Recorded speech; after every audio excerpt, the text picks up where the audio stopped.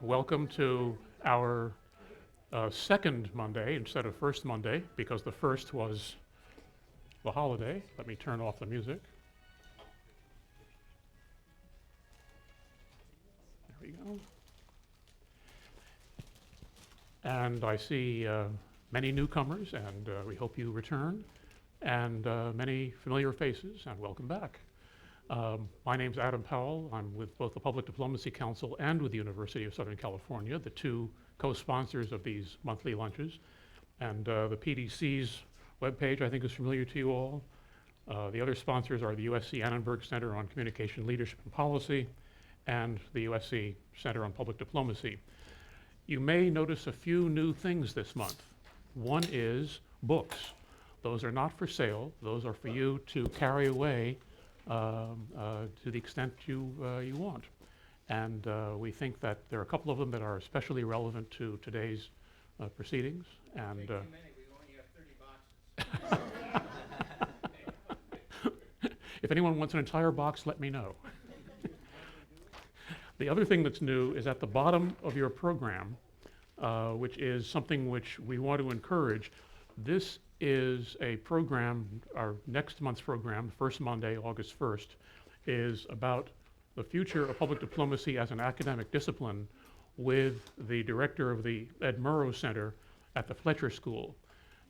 Many of you who are on the PDC listserv know that this has been the subject of considerable discussion over the last 4 to 6 weeks, and someone said, why don't you just get the head of the center to come and talk to us, and he is looking forward to, as he puts it, a lively and spirited exchange. So that's our next program on August 1st. What's new is that this comes as a suggestion from you. Our September program is also a suggestion from you, from John Brown, who will be honchoing it with Nick Cull, who is going to be flying in on the red eye the night before to come and host it, and then he's going to go back to LA that afternoon. This is above and beyond, but in any event, on to today's program. The bios in detail of today's speakers are on the back of the program. They both are very distinguished and experienced individuals who have coordinated, supervised, and conducted surveys throughout the Middle East and North Africa, and even well beyond. They have both lived in the region. They both speak Arabic, and we welcome them both. We are going to have, first, we're going to have, as your program indicates, Mohamed Younis is going to present an overview of Iraqi public opinion and how it has changed. These are new data sets, relatively new data sets this year. And then Diana Turecek is going to talk about major changes in the way the Iraqi people are consuming news. And that's a major change in the past year. So without further ado, let's welcome Mohamed Younis to the podium, and I will put up your presentation. Thank you. Thank you all. I should say good afternoon, technically. Thank you, USC, PDC, for having us. I should make a disclaimer at the beginning. I'm the son of a USC Trojan.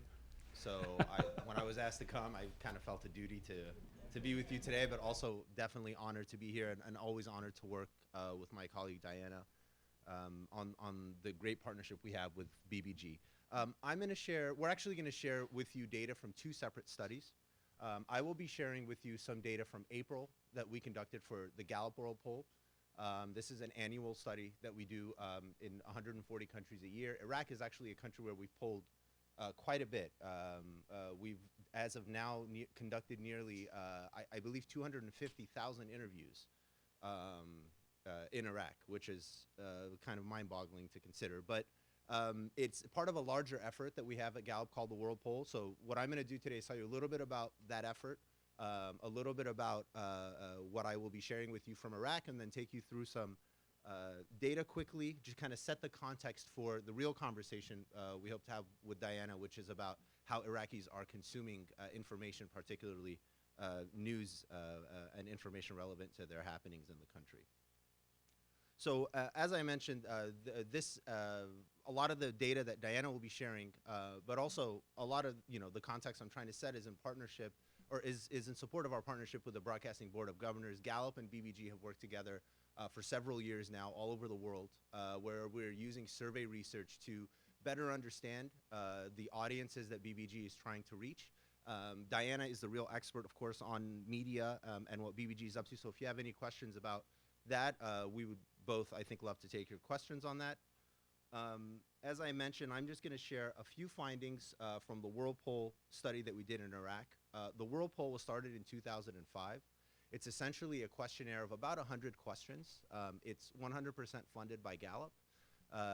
We began the World Poll really in reaction to a very flippant comment made by Donald Rumsfeld, our former Secretary of Defense, who was asked after the invasion in Afghanistan, you know, basically what do the Afghans think about the invasion, and he very flippantly said, it's not like you can do a poll. Coincidentally, our CEO, Jim Clifton, was listening to that interview, and it really got him thinking, why can't we do a poll? And really in 2002, 2003, the efforts really started at Gallup to reach out beyond the US and see where we can conduct surveys. George Gallup had conducted a series of surveys in the 50s, actually, in Europe and Latin America. But since that period, really, Gallup was an organization that was very much focused on US public opinion. That's changed dramatically, as you can see now. All of the green shaded areas on the map are places where we poll at least once a year. In many countries, we do many polls for the World Poll effort, but we also do standalone studies like we do with BBG, where separate topic, very focused, very drilled down to a country or a region or an issue of focus. The World Poll now, the data is used by researchers across town, across the world. One interesting development this week is that the United Nations has announced that the World Poll data will now be the official metric for 2 of the SDGs. One of them is financial inclusion, which is a project that we have with the World Bank. It's called FINDEX. It's an index on financial inclusion and also financial literacy. And then also their metric on hunger, which is out of a project that we have with FAO at the UN on hunger across the world. So very interesting for our topic today, but really the World Poll is a tool that we at Gallup have used for many, many different topics and efforts, and I'd love to tell you about those as well. Let's look at our data from Iraq today. Since 2013, primarily because of the security situation, we have switched to phone surveys in Iraq. The latest poll that we did was April of 2016. That data set is mostly cell phones, but also includes some landline interviews. It's nationally representative of all adults 15 and older. Like most of the World Poll surveys, it's about 1,000 respondents randomly selected from a population, and we can talk more about methodology in Q&A if you're interested. But the margin of error is about plus or minus 3%. The other thing we did specifically for this analysis is we wanted to look at the country kind of by region. So I created proxy regions here, and the data you're looking at is actually access to do media in this country have a lot of freedom or not? So you can see kind of where Iraqis, where they live and their assessment of their media situation. But I really wanted to use this map as an example of how I'm going to be looking at the country moving forward. So for the Kurdistan regions, and we did update this actually from a couple years ago when we looked at these data sets based on the latest developments on the ground militarily. Kurdistan here I'm calling Sulaymaniyah, Arbil, Dahuk, Halabja. ISIS-held areas include Anbar and Nineveh. The disputed areas include Kirkuk, Diyala, and Salahuddin, and obviously Baghdad and the south sort of speak for themselves. So that's how we're trying to look at the country. Obviously, there are a million ways, to split the data. Age matters, gender matters. There are a lot of other kind of perspectives you can take, but we thought that in terms, at least for media consumption and information use in the country, these would be relevant ways to look at the country. Now, nationally speaking, this is who we've sort of gathered in our sample. You could see that gender-wise, it's pretty evenly cut. But I wanted to draw your attention to a couple of the bars down towards the bottom of the slide here. If you'll notice, 51% of Iraqis in April told us that there was a time in the last 12 months where they did not have enough money for food. 50% said that they did not have enough money for shelter for their family. And 70% said that they're finding it difficult to get by on their present income. Aside from all of the security issues, the political issues that you are all definitely more expert on than I on Iraq, The one thing that really stood out in the April survey was the economic situation in the country. It is absolutely the worst that we've gathered since we've been polling in Iraq, and that's a pretty bold statement considering the period of time that we've been polling there from really 2003 onward. So the economic issues really struck me when I went through the data set, and they actually are pretty consistent across most of the demographic groups. I won't show you that here, but I did look into whether or not younger people, older people kind of have a different perception, and the negativity on the economy is pretty overwhelming. To give you also kind of the political context of when we polled, in April, the developments in Iraq at the time of the survey were a noticeable escalation in protest movements demanding, of course, government reform.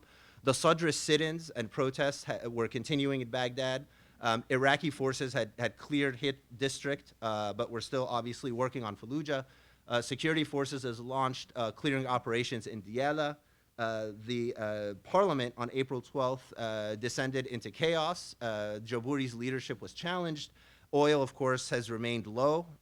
There was a very interesting meeting in Beirut in April between representatives of Muqtada Sadr, Maliki, and Sistani under the auspices of Hezbollah to try to work on the internal sort of political Shia divide or conflict that we're seeing unfold. So obviously, since we've polled, a lot has happened in Iraq, but the political crisis has, I think, only worsened. So I don't need to lecture this room on what's happening there, but I wanted to give you a little bit of context into sort of what respondents were experiencing as we were polling. So I'm going to talk a little bit about life evaluation, economics, and then perceptions of national institutions. Gallup has a very standard way that we measure life evaluation. We ask respondents to evaluate their life on a scale from 0 to 10, where 0 is the worst possible life that they could imagine, 10 is the best possible life. We ask them to evaluate their life today and where they think they'll be in 5 years to get sort of, their perceptions of hope, outlook for the future. Based on their responses, based on their numeric responses, they're placed into one of 3 categories. Thriving are the people who are doing best, and they rate their current life at a 7 or best, and their future in 5 years at 8 or higher. And then suffering is at the bottom, respondents that say that their life is a 4 or below for current life and 4 or below for the future as well. And then everyone else is sort of in the middle in that struggling category. The 2 that we tend to focus on at Gallup are really thriving and suffering, and to look at not so much the absolute value of things, but the direction of where things are heading. So now we're looking at basically the rate of those that fall into the thriving category divided by those proxy regions I showed you on the map earlier.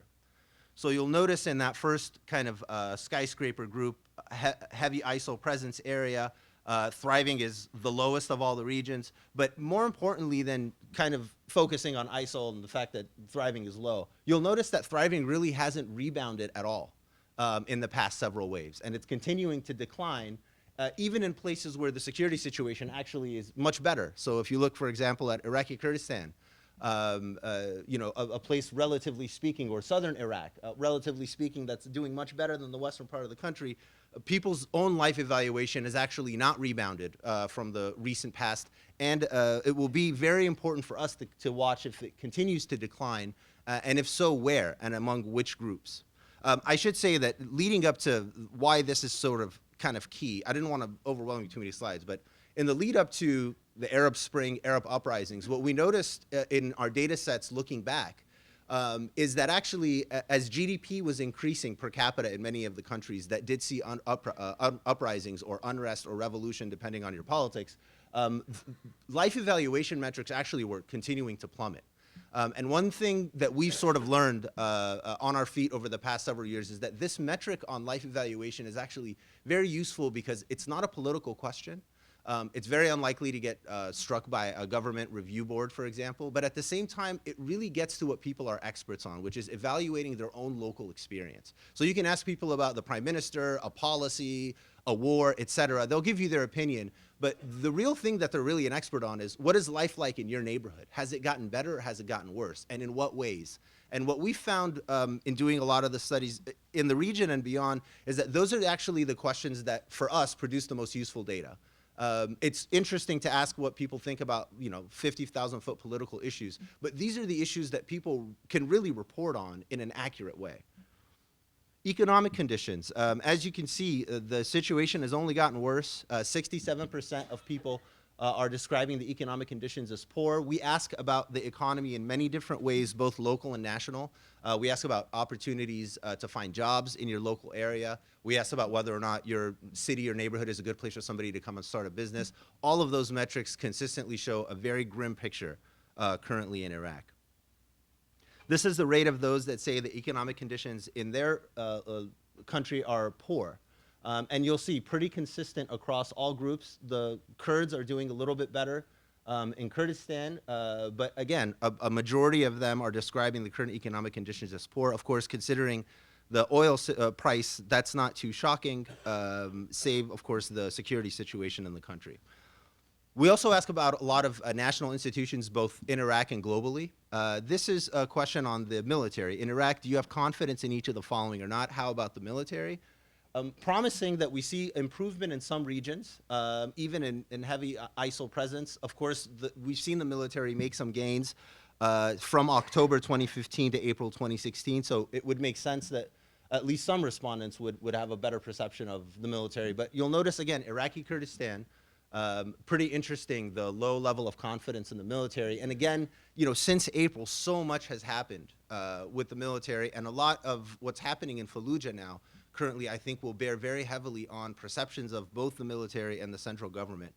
So this is, in my view, this is a very untold story, kind of mid-scene photograph. We'll see how things pan out. Confidence in national government, again, you'll notice that November 2014 was the first reading post Prime Minister Abedi taking office. So you'll notice that big green spike. The hope factor has certainly dwindled on the national government since then. And this kind of dwindling of the hope factor really is consistent across most of the institutions that we ask about, not just the national government itself. I wanted to show you approval of the Prime Minister himself, and we do ask this question by name. So Prime Minister Abedi is mentioned, Prime Minister Maliki was mentioned before him.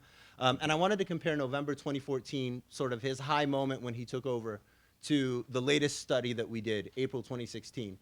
The heavy ISIL presence area, it's important to keep in mind that's only 18% of the actual respondent pool. So although very great, very wonderful that 60% of people there approve of Prime Minister Abedi, two things to keep in mind: people are being called in the middle of a war zone, which could impact the way you answer that question, certainly.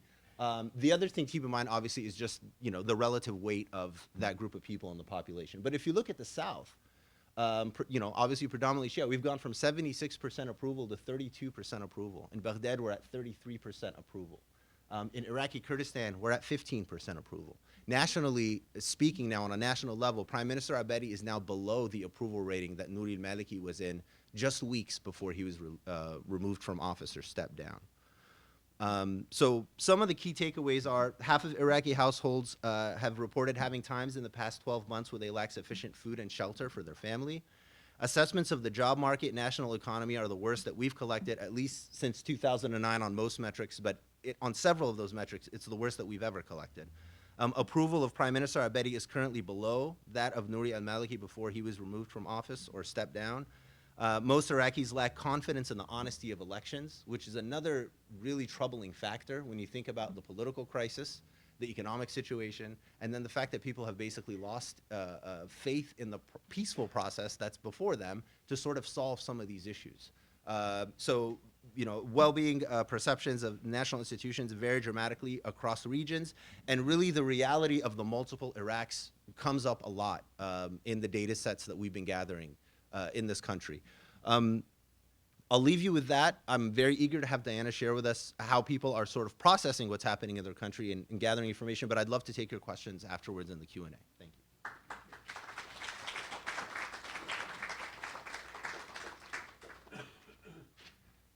Thank you, Mohamed.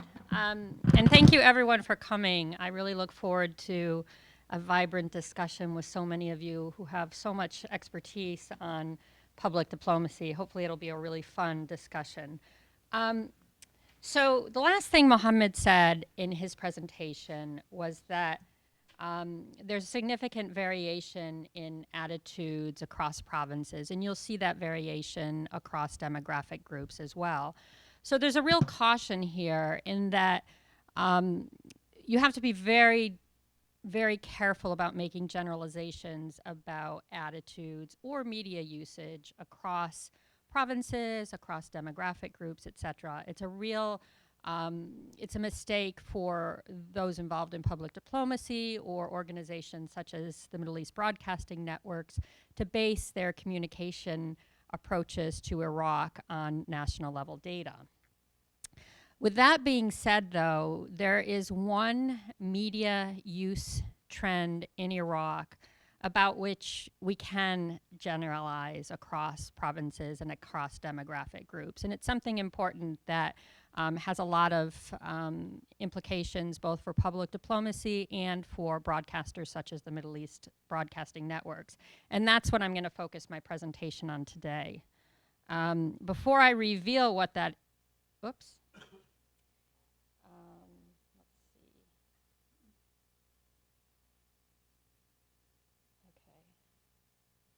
Before I reveal what that is, let me just go over some information about where the data that I'm going to present today comes from.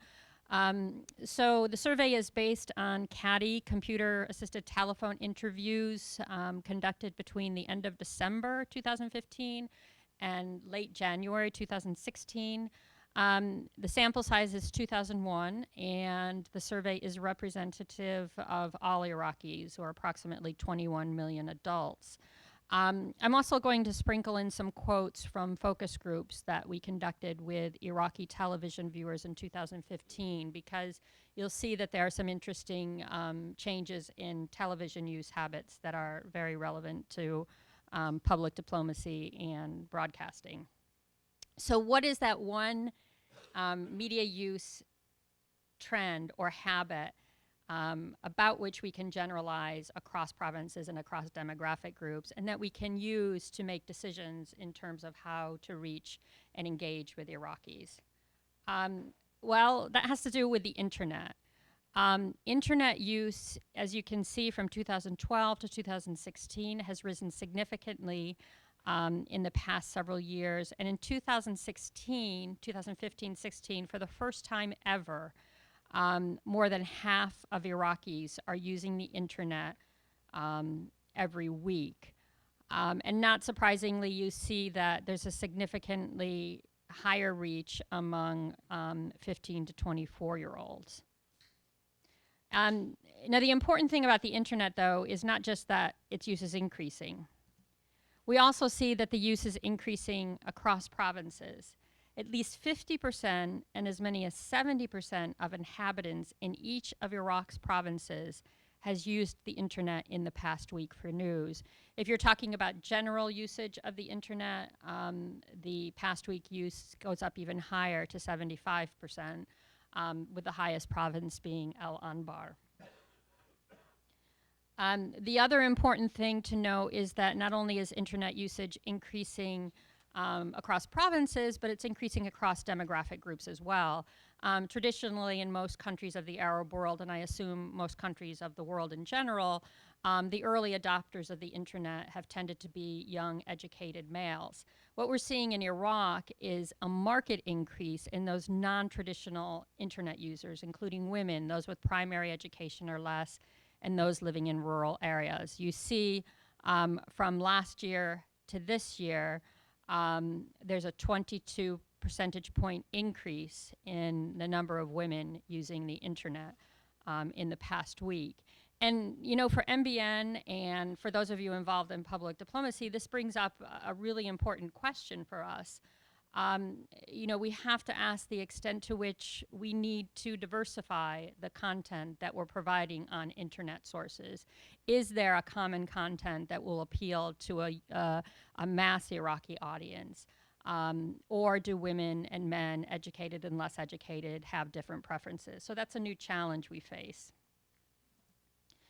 Another trend we see is that Iraqis, I've just used two provinces here, but we see across provinces that Iraqis tend to use the internet for similar purposes, no matter what province they live in.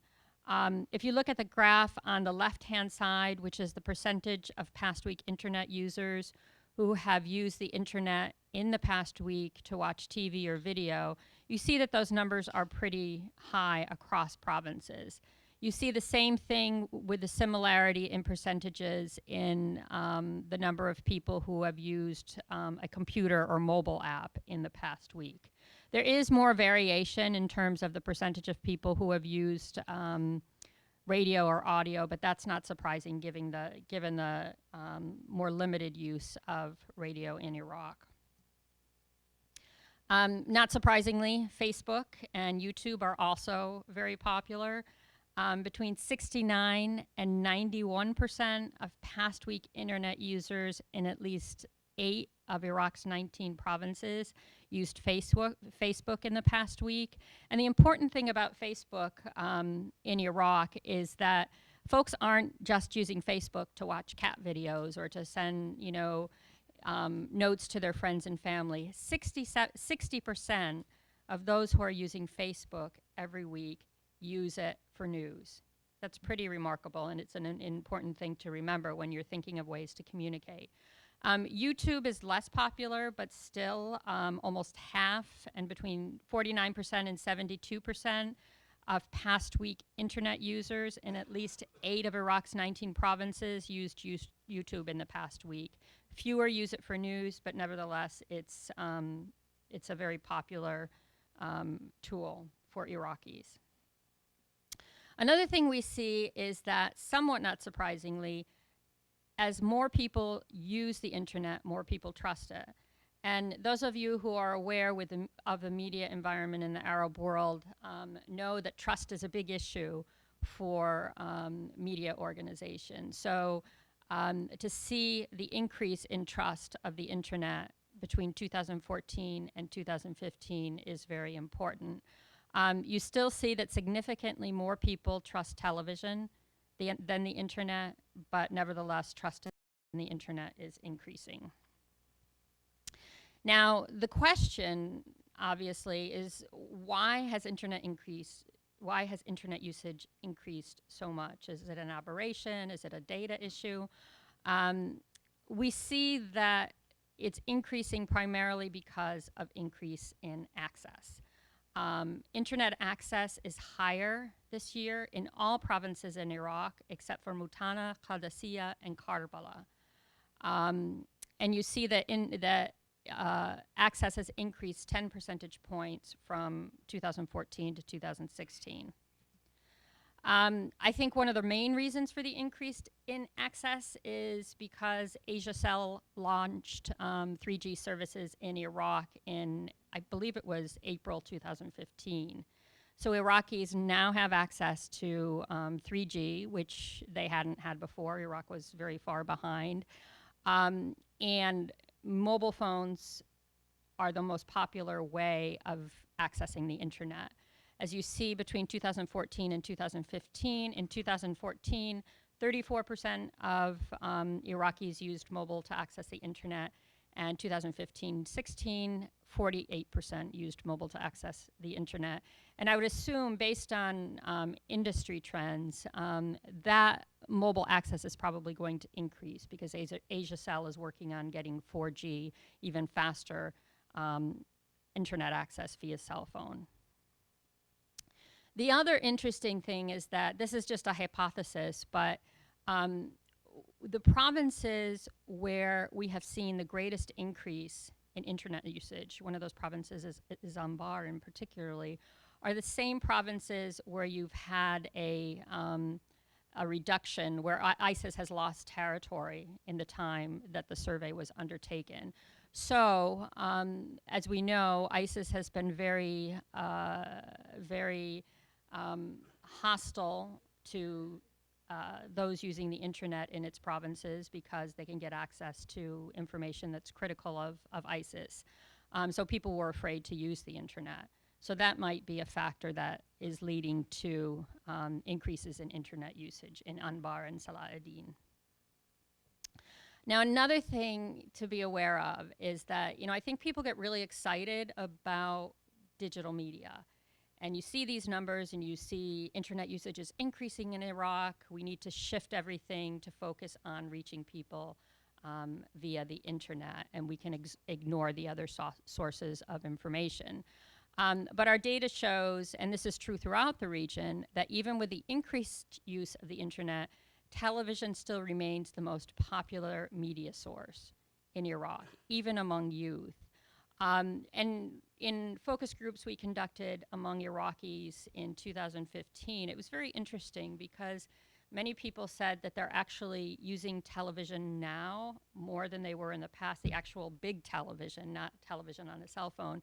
They said, you know, we have to stay at home because of the security situation. Television, you know, keeps us company. It helps inform us of what's happening. It's a diversion. It's something to keep us from getting very depressed.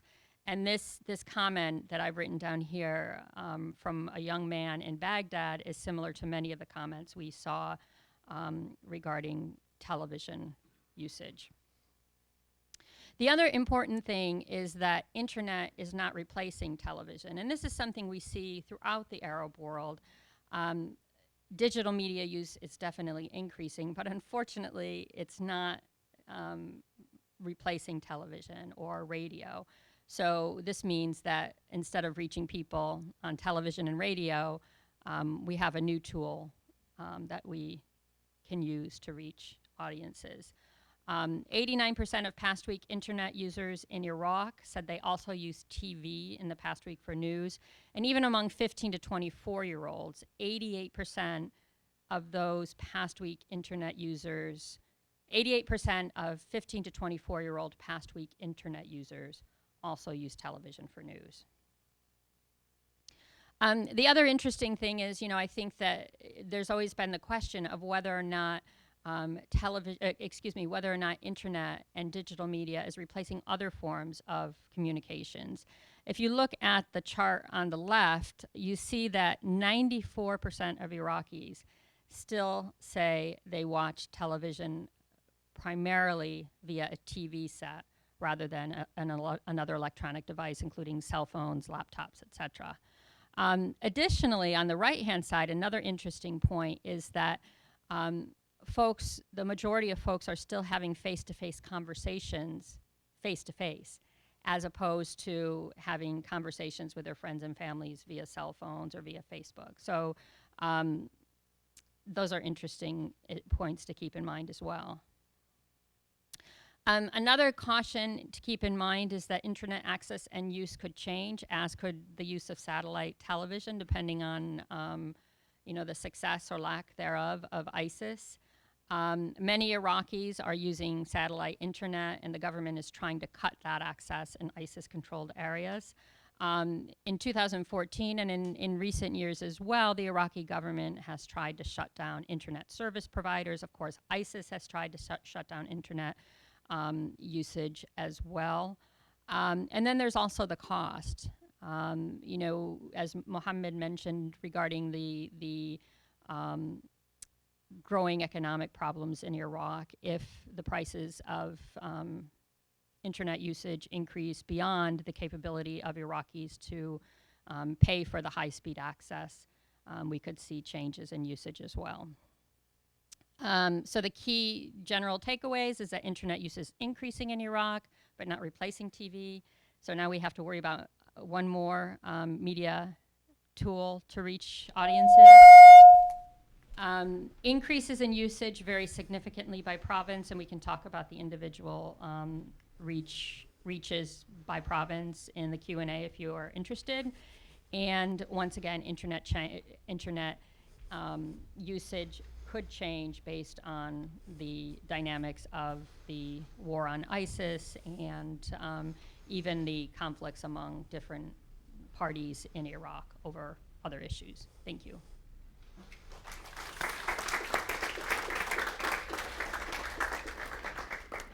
Thank you to both of our speakers, and now they will entertain your questions and comments. And anyone like to go first?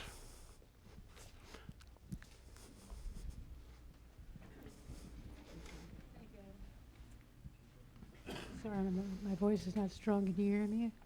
Yes. County law and reporter since 1968, the days when Adam was just a toddler. I'm wondering how many people can actually answer questions without being killed or retaliated against. Is there a fear of this?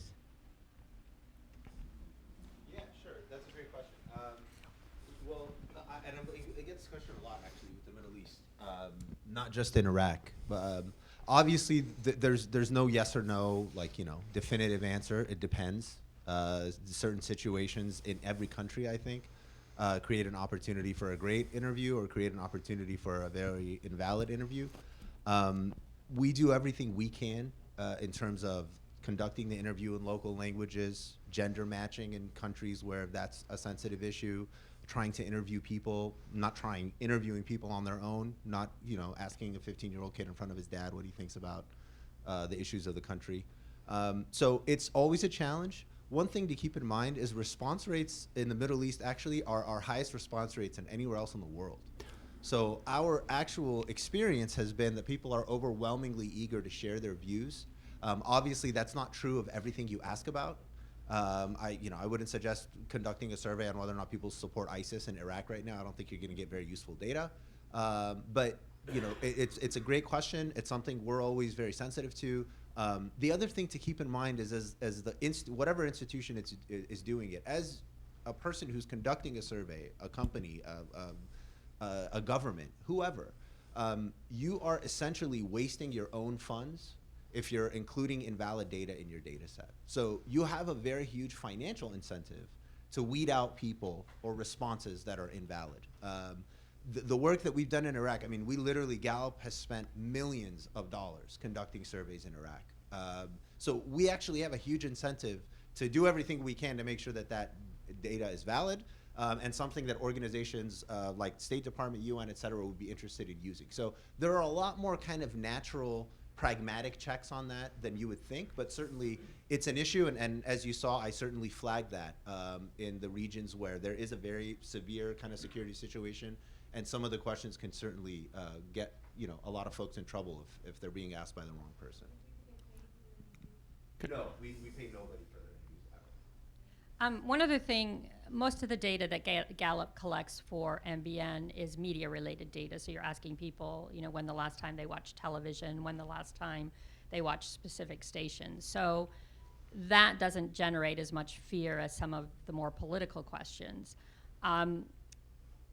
In other Arab countries, we added a question this year regarding, we asked people how frequently do they hear information in the media supportive of ISIS, and how frequently do they hear information critical of ISIS in the media. And we didn't have to take that out in Iraq, and I have some data on that if you're interested, but in many other Arab countries, we had to take that out. The government just wouldn't allow us to include that information. And with any of that type of information as well, I think that you use your area knowledge, and we test the questions. When we have a new question, we'll test it and see what kind of responses we get. If the responses seem strange, we'll maybe tweak the wording or use our real experts in Arabic to tell us if there's another term that might be more appropriate, or the folks in the field working on the ground on a daily basis, whether or not there's a more appropriate term to reduce the bias. But it's always an issue. But I think that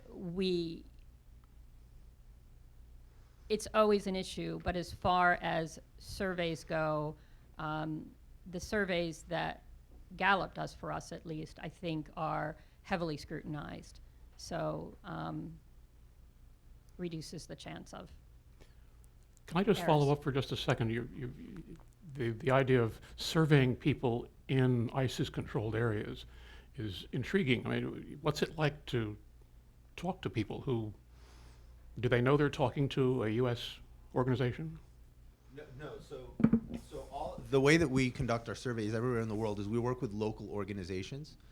These organizations are often survey research companies. A lot of them do market research, et cetera. So it's a very local experience. They're being interviewed by somebody who is speaking a local dialect of Arabic. In Iraq, as I mentioned, since 2013, we've been doing phone surveys. So all of the surveys that were done in ISIL-held areas were all done on the phone. They weren't done with anybody kind of knocking on the door. But it certainly is. It's a very difficult and interesting process. One of the most kind of mind-blowing things I've seen being done at Gallup, actually it wasn't in Iraq, it was in Liberia during the Ebola crisis. And because because people speak English in Liberia, we were actually able to call people from a call center here in the US and ask them about what's going on in your neighborhood. How afraid are you of the disease? Has anybody in your family been ill? Do you know where to go to get help? And as you can imagine, I mean, there was a write-up about this on our website, but as you can imagine, the stories that people share, the experiences are extremely real. And because of that, we take this responsibility very seriously. Without mentioning details, since 2005, we've lost 2 interviewers. They've lost their lives trying to do this work. So as much as public opinion is interesting and it's just statistics, it's very easy to kind of take it lightly and not realize this is a really tough and often very dangerous work that these partners on the ground are doing. Now, we train all of these folks. We have regional trainings where we meet the trainers of the trainers for each country at least once a year. We take them through our Whirlpool methodology training. We have a series of quality control checks post gathering the data to make sure that things were done properly. We go through and make sure people were actually contacted to do the survey. So there are a lot of kind of logistical things you can do, but certainly it's hard work.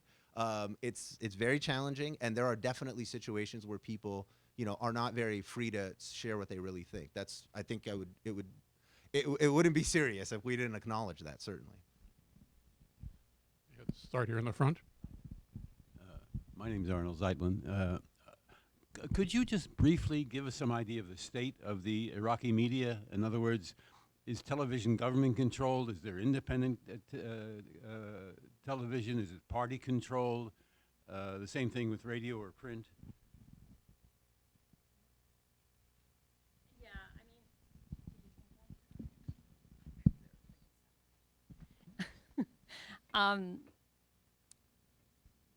I think that the best way to describe the media in Iraq is that it is a reflection of the political situation in Iraq.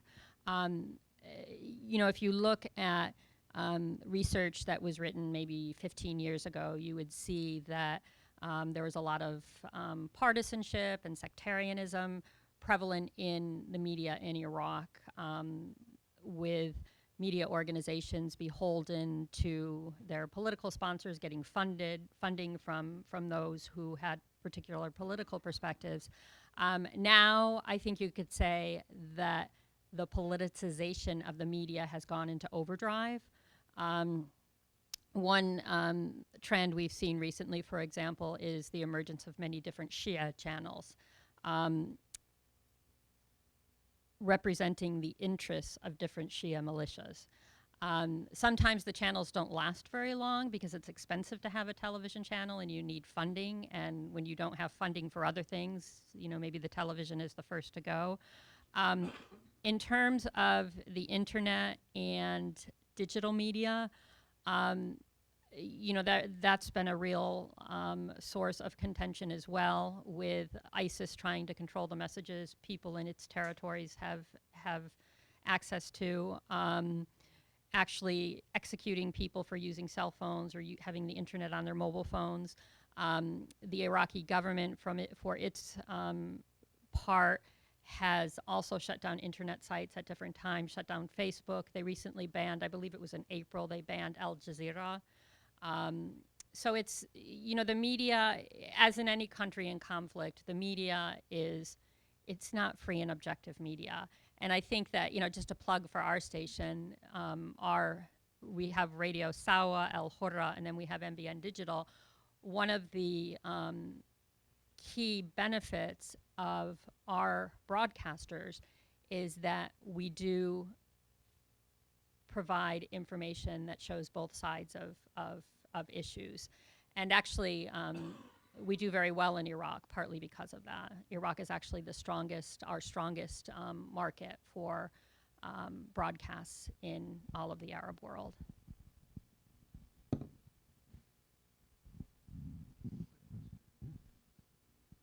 Hi, thank you very much for your presentation. They're fascinating. but Diana, was one of your slides on the bottom was a footnote, I think, and it said that since January 2016, ISIS has a full satellite television channel. Is that correct? Yes. So Follow. Huh? Well, my question is, do you have to be convicted in The Hague before they won't sell you a television transponder? that information was from January, and I left it in there because I haven't found any information saying that the station was not shut down. But I have a feeling that the station has probably been shut down because we would have seen more information about it. But it was on what it was at Eutelsat or Eurosat, and it was a big issue. You know, why would a European satellite company give access to ISIS to broadcast? Yeah, yeah.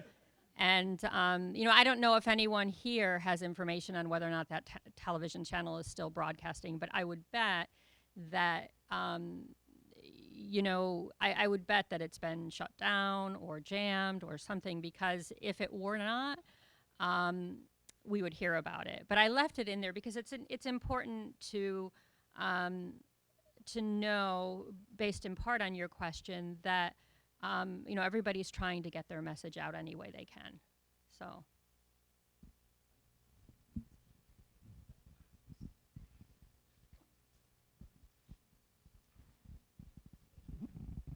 My name's Kathy Guest. I'm curious how the information that you have presented to us, and thank you, it was very interesting, is distributed, or how do people learn about it in Iraq? And has it had any effect on how people communicate with people, with how the government communicates, political parties, others who have messages that they want to get out to the population at large?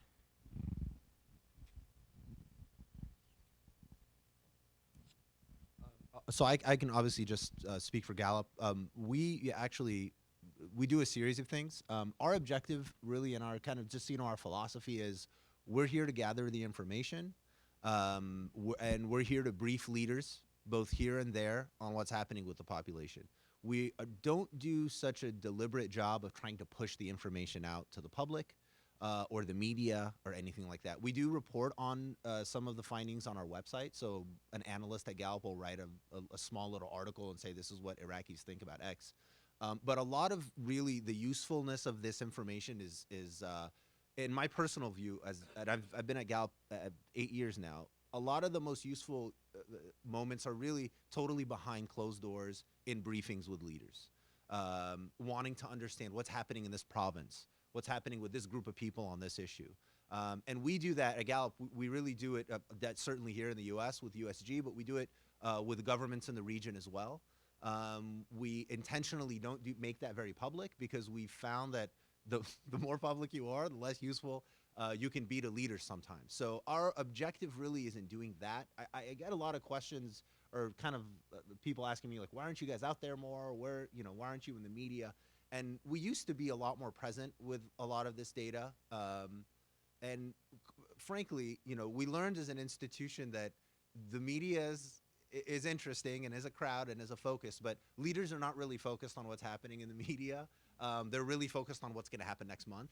And you know, in my time at Gallup, I've really seen us as an institution moving much more in that direction.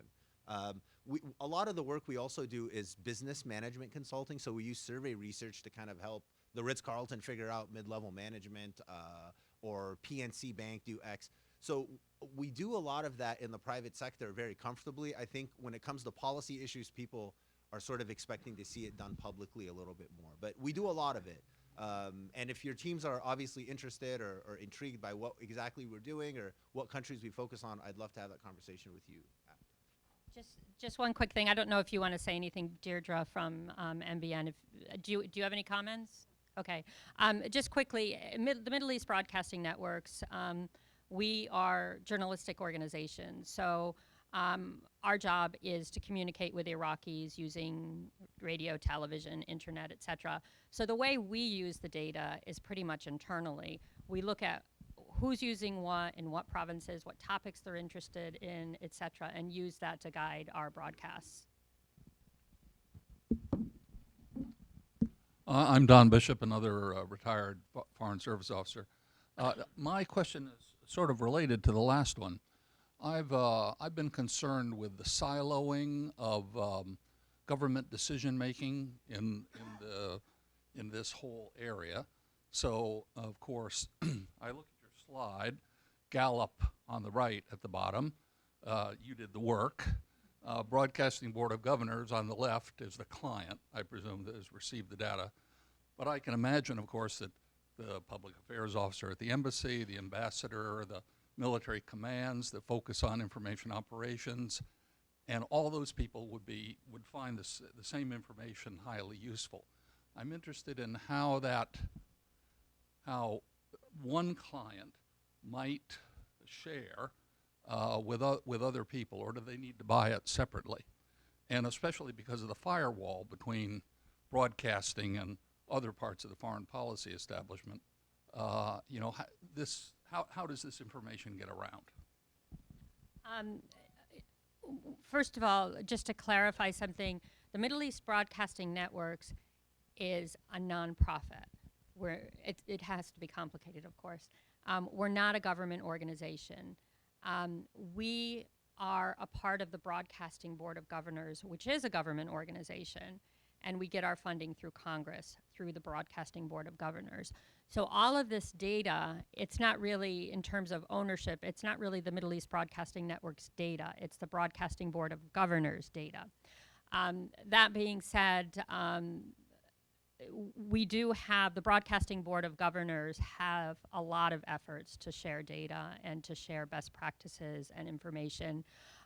We have, the Broadcasting Board of Governors has its own research director, and I know that she spends a lot of time talking with different government organizations because, like you said, it's you know, we have a very rich pool of data, and we want to make sure that we have access, everybody has access to what we have, and we have access to what other folks have. So there is sharing, maybe not as much as should occur, but there is definitely sharing.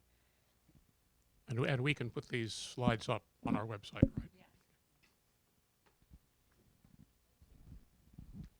right? Thank you for both your presentations. I have 3 questions. I'm going to forget 2 of them.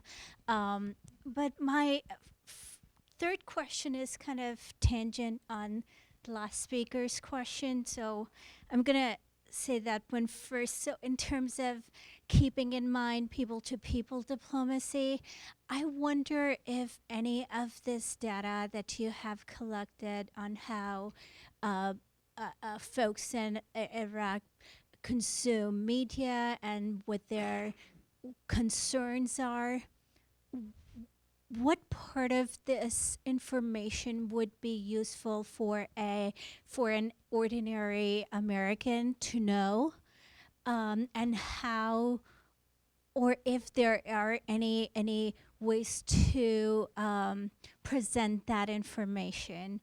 And my other 2 kind of semi-related questions are on consumption of media on the internet, and I wonder if there is a difference between an Arabic language news media outlets, what and how they report, versus English language media outlets, and whether they are consuming Western media on the internet, or are they still consuming news media that they would have access to very easily on television? Let me take your last question first. In terms of what people are consuming on the internet, we don't ask about all of the different sites that they're accessing, but we do ask what language they're accessing the internet in. And I think it's like 95% access the internet in Arabic. So, I mean, I think that would suggest that they're probably not accessing a lot of information in English or from Western websites. The other question, I forgot your other question about. Yeah, I mean, depending on who, I can think of some members of the American public who wouldn't care about this data at all. But I think it's very interesting. It's very useful data. And that's why we have these outreach events such as this. And we actually provide a lot of data in fora such as this. We have a monthly, actually it's not monthly, it's probably 5 or 6 times a year. Mohamed and I will present data about the Arab world at Gallup, BBG media briefings. And you can look for those. They're usually advertised quite well. And the BBG itself, the Broadcasting Board of Governors, also has some data and information on their websites. I think they have archives of some of the data that we've presented at these sessions. Once again, there's always room for more outreach and publication of data. But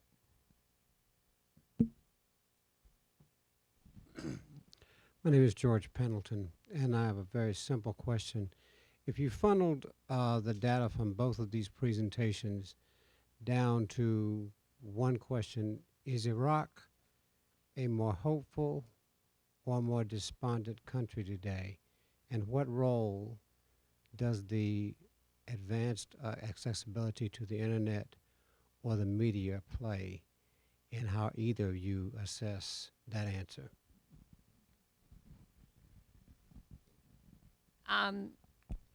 The first question on the internet,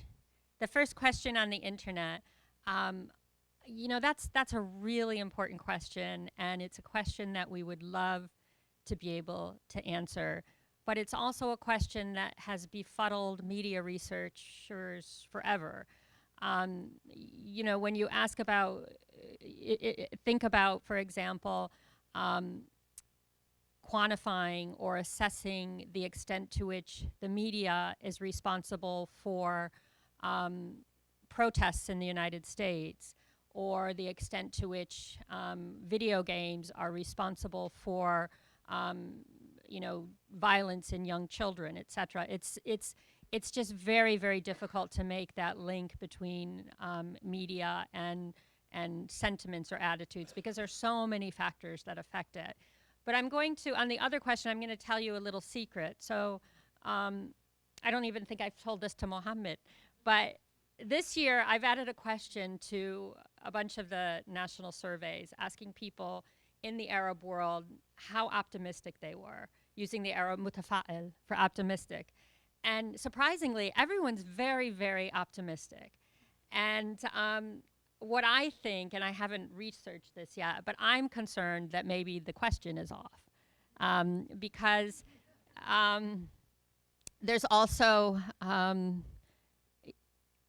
from my very rudimentary understanding of Islam, it's a positive trait to be optimistic, because you're grateful for the gifts that God has given you, and you're looking forward to the future, etc. You don't focus on the negative issues, you focus on the positive issues. So we do have that optimistic question in several of our surveys, and Iraqis are very optimistic. Several in other countries are very optimistic, but I don't think it's a very good question, and I'm going to change it. So you might have. I call that the alhamdulillah factor, which is basically you're expected to show gratitude culturally in Islamic teaching. So we have the same problem. We ask people about, are you satisfied with your current life?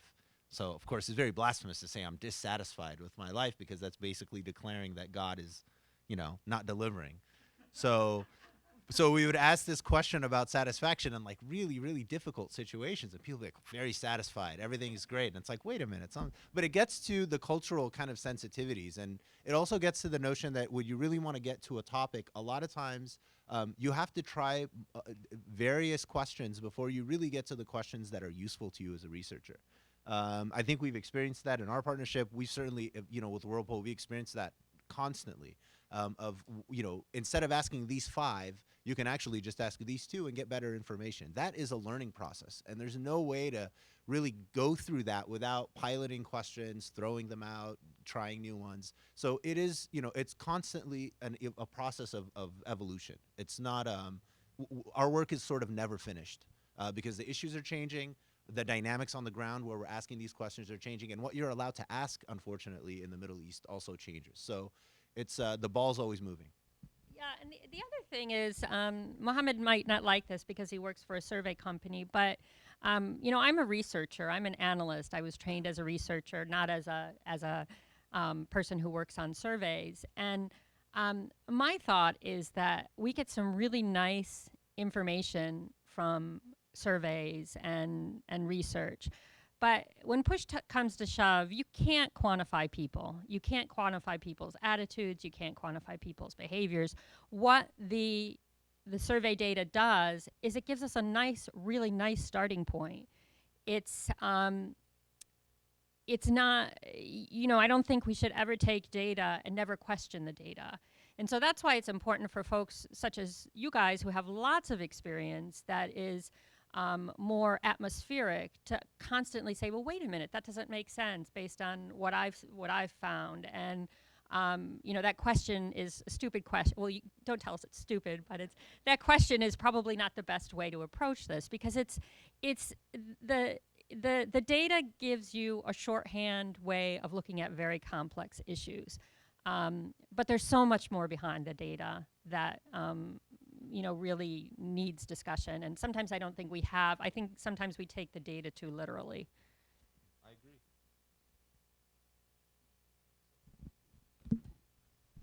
I'm Ken Moskowitz. I'd like to follow up on that discussion of skepticism toward the data, the tone that you just struck, and sharing data, which we discussed earlier. I was kind of taken that you didn't mention intelligence research, the Bureau at State Department. I guess NBN, I assume, or do you have access to that? I did an inspection in Iraq in 2012, and there was an abundance, Iraq programs are well funded, of INR research on Iraq. And as far as skepticism, did you run into any inconsistencies in what independent researchers had and what you've done and what that tells you, if so? So I've had a limited experience with that group of people, specifically on Iraq and Egypt. And what we find actually is that it's pretty consistent. So a couple years ago, I was doing a lot of briefings with that crowd, and I remember the overwhelming conclusion was, this is pretty much what we found as well. So I haven't personally had the experience where there's been a lot of inconsistencies, which is helpful and not helpful. You know? The other thing in a country such as Iraq, there are a lot of what I might refer to as data charlatans. There are a lot of companies that pop up and say, we can tell you about Iraqis, we can give you Iraqi, you know, we can do public opinion polls. And working with State Department, INR in particular, the folks that work at INR are very, very rigorous about the data. They're very rigorous about sampling. They're very rigorous about, you know, making sure that the vendors are doing their job the way they should. And we are as well, the BBG as well. Much to the consternation, I think, of Mohamed, we're a lot tougher on what we expect from the research and the extent to which we scrutinize it than I think a lot of other organizations are. But that being said, you know, we do consult a lot with State Department folks, because I think that, you know, from a researcher perspective, I see the State Department folks as our peers in terms of, you know, a set of folks who scrutinize the data as heavily as we do. So we do work with them quite a lot, and there's a lot of cooperation between, you know, BBG in general and other researchers in the government and State Department.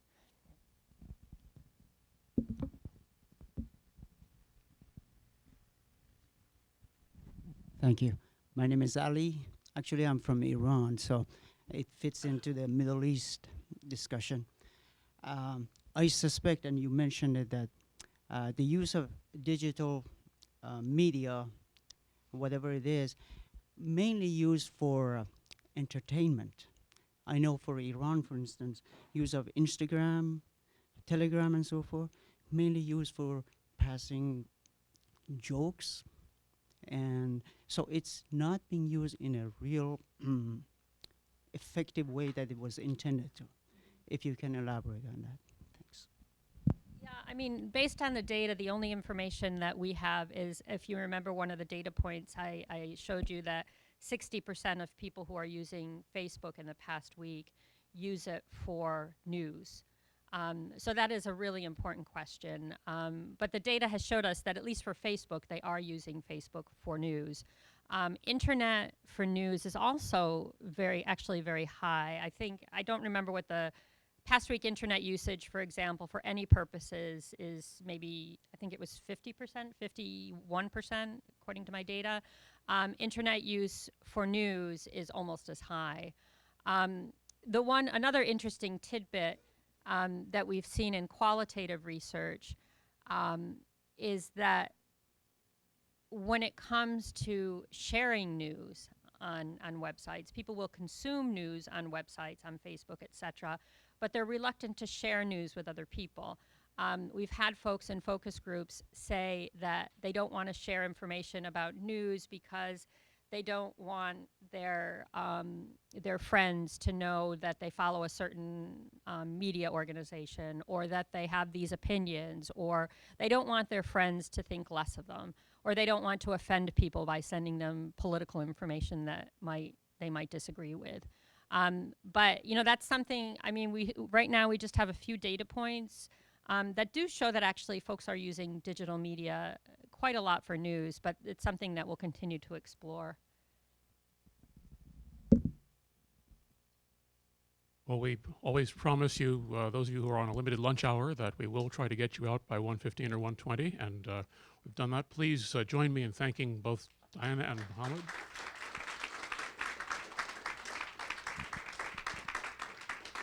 We'll be posting all of these slides on both the Public Diplomacy Council and on the USC websites. So